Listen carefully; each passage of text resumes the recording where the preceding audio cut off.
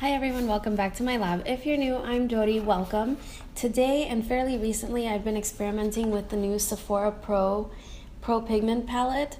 I was able to purchase this palette because I was traveling in Las Vegas for the 4th of July weekend and they happened to have it. So today I thought I would bring you my review and thoughts on this palette to let you know how I feel about it and to see if it is a must-have in your collection. I do have a giveaway going on in my channel right now to celebrate a mini milestone of achieving 300 subscribers on YouTube. So if you're interested in that, I'll leave it linked down below. Hopefully you'll consider entering and subscribing to my channel.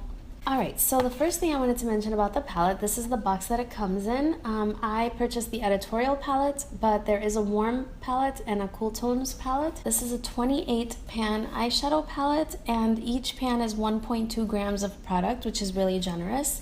The palette is made in the United States, and it is not cruelty-free. The Sephora brand is not cruelty-free, so there's no claims about that.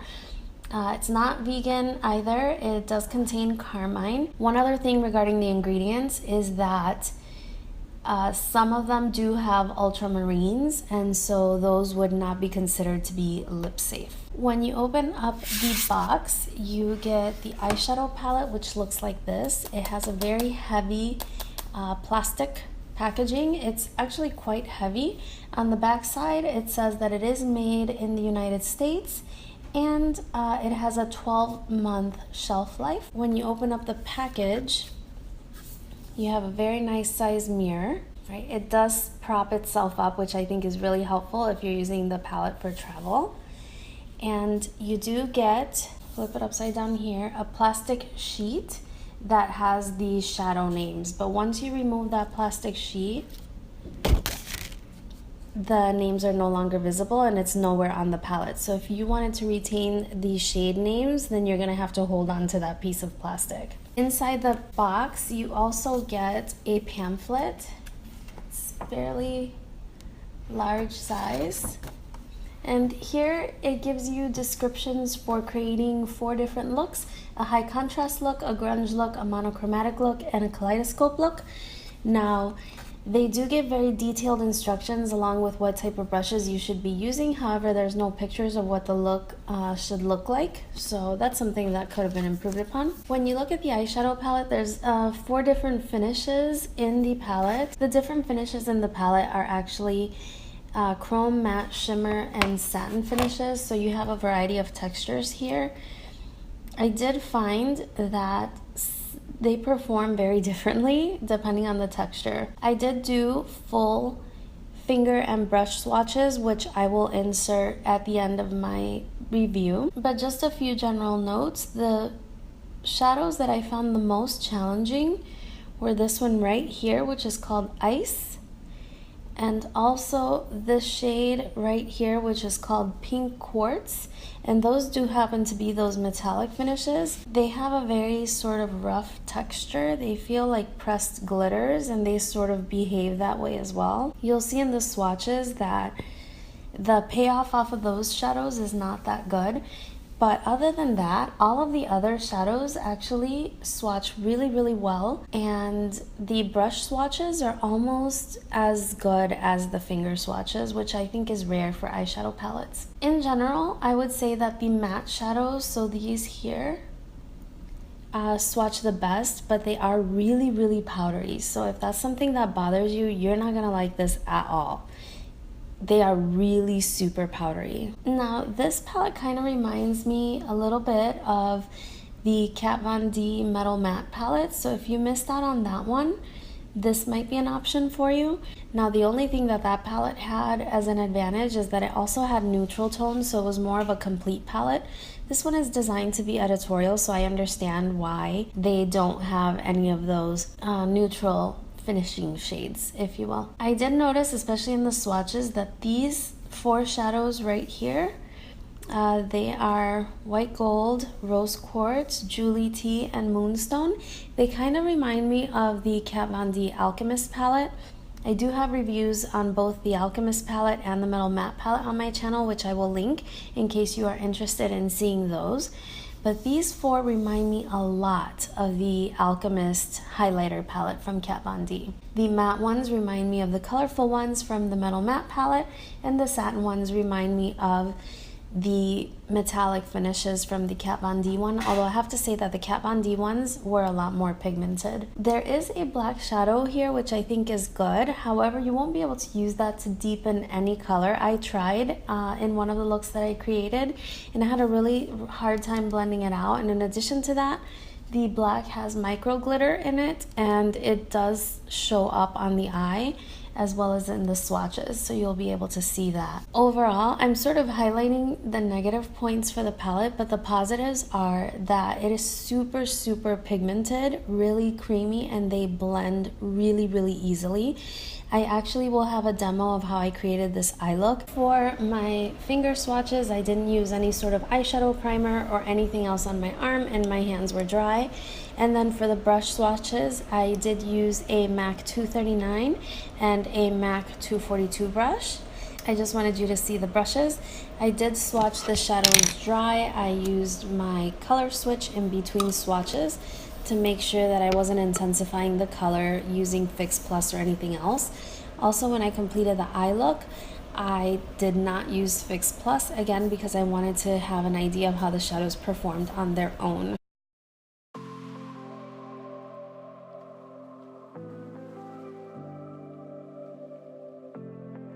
Alright, so let's go ahead and get into some swatches. In swatching the first row, you have Porcelain, White Gold, Rose Quartz, Julie Tea, Moonstone, Ice, and Silver Coin. The Porcelain is a very nice matte white shade that you can use for a brow bone highlight.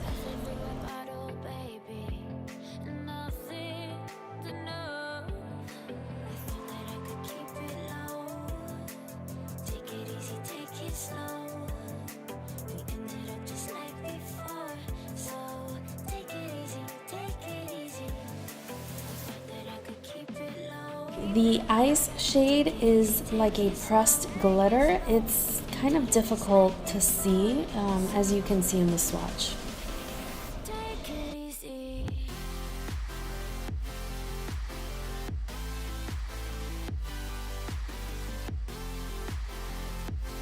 The next row is Tangerine, Amy, Eliza D, Tila, Maisha, Electric Violet, and Addie. I imagine these might be the names of some of the artists that worked on the palette. All of these shades are matte with the exception of the very last one, which has sort of a satin finish. All of these swatched really, really nicely and also performed really, really well on the eyes. They do have an incredibly high amount of powder kickup, however.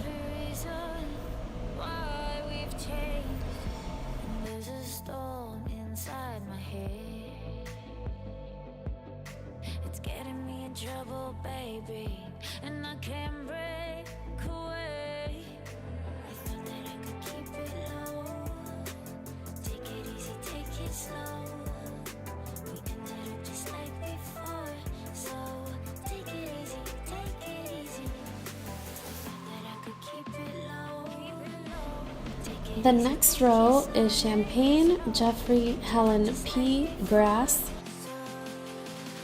Sean, Chris, and Dinah. This row has a mixture of satin finishes as well as matte finishes. I did find that the satin finishes perform better on the eyes with fluffy brushes. The fluffy brushes give you more of the true finish of the shadow, whereas if you use a packing shader brush, it kind of looks more matte.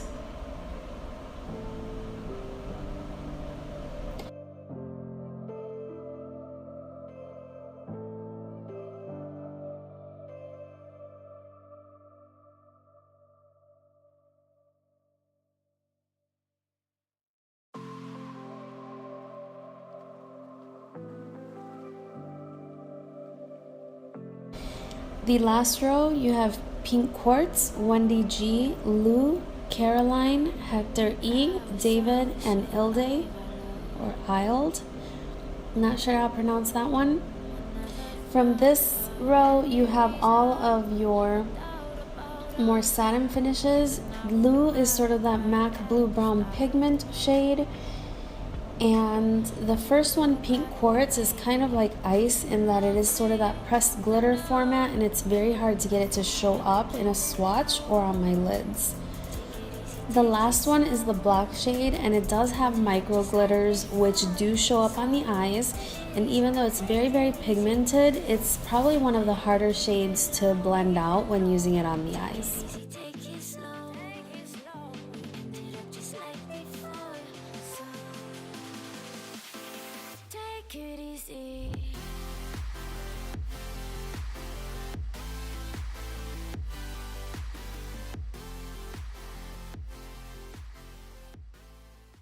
Alright, so now that we've looked at the swatches, let's go ahead and see how they perform on the eyes. The only primer that I used was the Too Faced Shadow Insurance, and I set that with some translucent powder.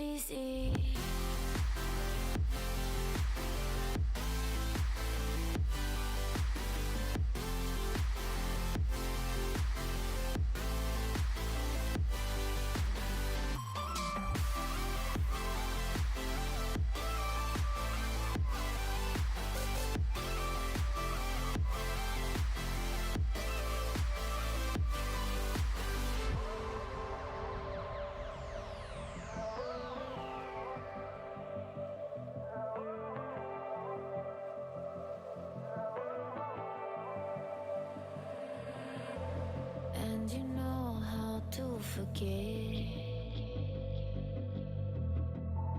all the wrongs and every reason why we've changed. And there's a storm inside my head, it's getting me in trouble, baby, and I can't break away.